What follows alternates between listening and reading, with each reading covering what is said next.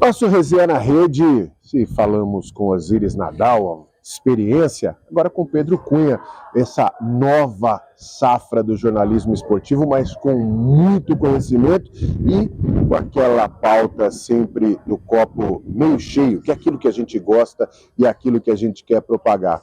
Pedro, primeiro, prazerzaço. Prazer é todo meu. Eu sou muito fã do seu trabalho, sabe disso. Obrigado. Já te falei, tudo que você faz, aquele português claro, aquele tesão que você bota em campo e bota pela internet. Parabéns, seja bem-vindo em mais uma cobertura dessa nossa seleção que está encantando, né, amigo? Show, obrigado. Prazer é todo meu. Seleção que podia encantar um pouco mais, né? O torcedor brasileiro ainda está na espera de ver aquele futebol bonito, aquele futebol vistoso que a gente se acostumou a ver quando carrega 5 estrelas no peito, né? Mas está no caminho.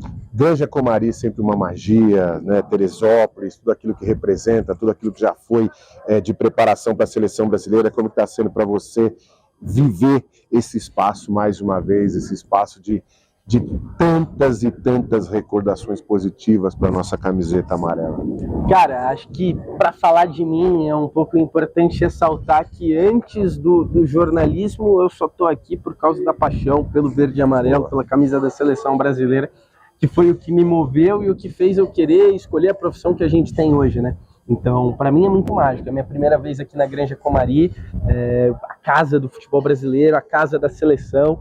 E para mim, isso aqui é minha Disney, cara. Eu olho pro lado, vejo todo mundo que eu sempre vi na televisão falando de seleção brasileira, olho pro campo, vejo os caras que eu só jogo no videogame, podendo fazer esse trabalho já se consolidando um pouco, né? Comecei pós-Copa América do ano passado, desde então, com exceção de setembro, estou cobrindo todas as datas FIFA, todos os treinamentos da seleção. Então, para mim, muito mágico poder viver essa primeira experiência aqui na Granja, um lugar especial demais.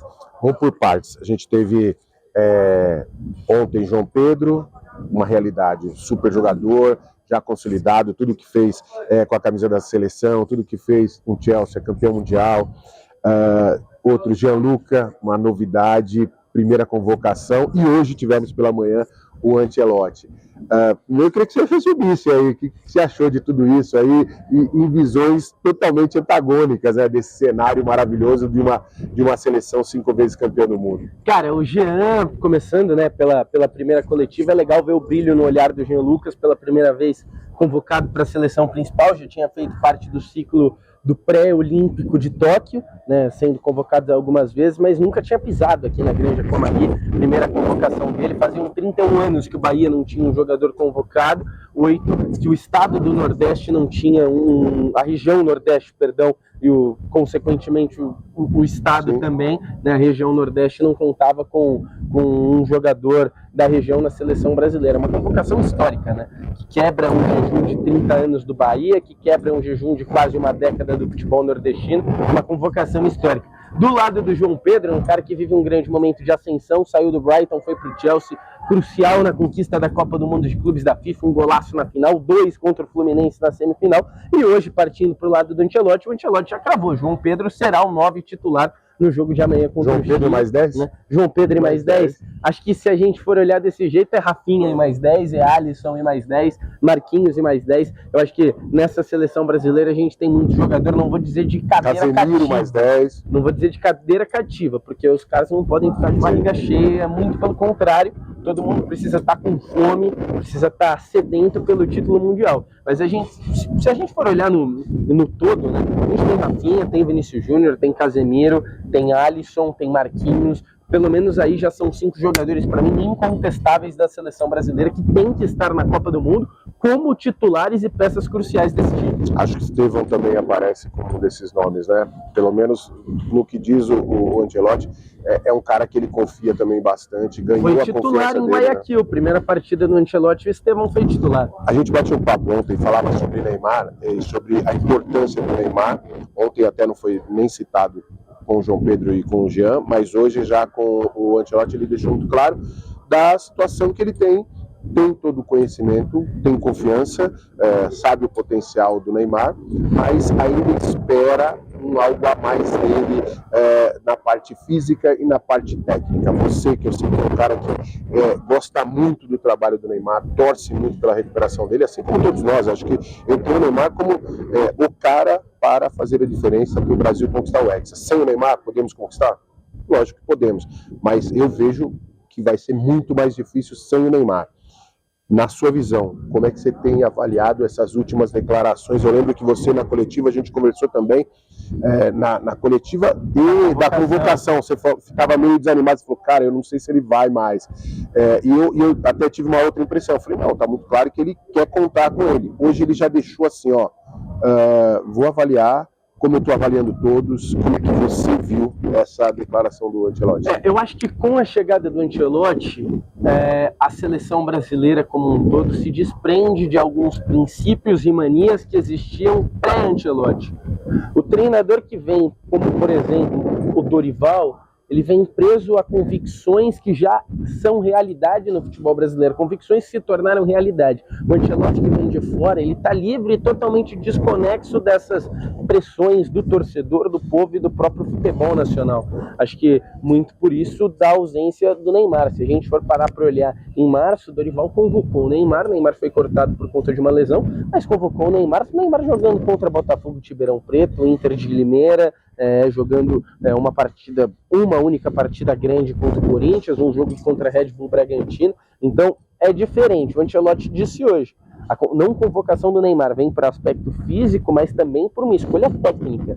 O Neymar tem que se provar agora para o Carlo Ancelotti. Eu particularmente sou muito fã por tudo que fez na carreira, por tudo que fez com a seleção brasileira, mas o currículo não entra em campo. Se fosse assim, o Tafarel não era preparador de goleiro, estava jogando com a camisa 1. O currículo não pode entrar dentro de campo. O futebol é o hoje, é o agora, e o Carlo Ancelotti deixa muito claro.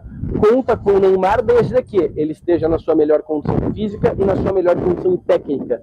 E, infelizmente, o Neymar não está na melhor condição física e nem na melhor condição técnica.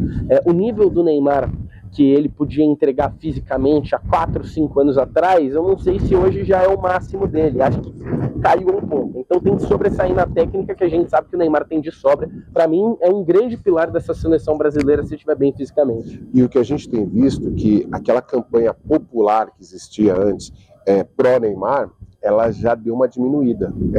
Eu vejo isso até com tristeza, porque eu ainda volto a dizer, entendo que ele é o jogador diferencial. Por exemplo, o João Pedro pode definir uma partida como definiu no Mundial de Clubes. É um baita jogador. O Estevão pode definir? Pode. O Rafinha pode definir, o Vinícius Júnior pode definir, o Rodrigo. Olha a lista que a gente está falando. Até o Ancelotti deixou claro isso. Ele falou assim, poxa, o Brasil tem um problema muito maior do que outras seleções, né? Porque aqui, até ele mencionou o número 70. A gente tem 70 atletas aí com chance de chegar a uma seleção brasileira.